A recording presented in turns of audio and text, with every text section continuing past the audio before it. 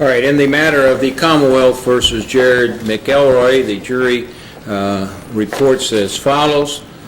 On the charge of trafficking in controlled substance in the first degree, Schedule 2 cocaine, the jury finds the defendant guilty under instruction number 3.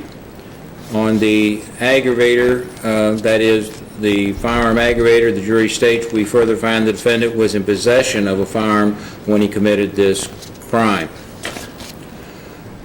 On the charge of first-degree burglary, the jury finds the defendant not guilty under instruction number 4. On the charge of first-degree robbery, the jury finds the defendant not guilty under instruction number 5. On the charge of tampering with physical evidence, the jury finds the defendant guilty under instruction number 6. Under the charge of possession of a handgun by a minor, the jury finds the defendant guilty under instruction number 7.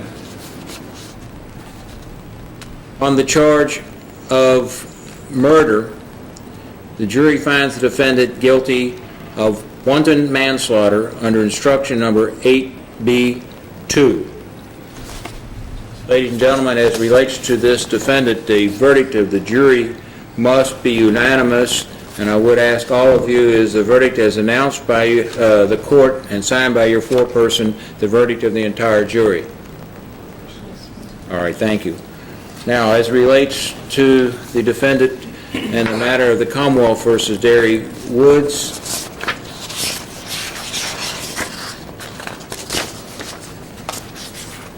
on the charge of complicity to trafficking in a controlled substance in the first degree, Schedule 2 cocaine, the jury finds the defendant guilty.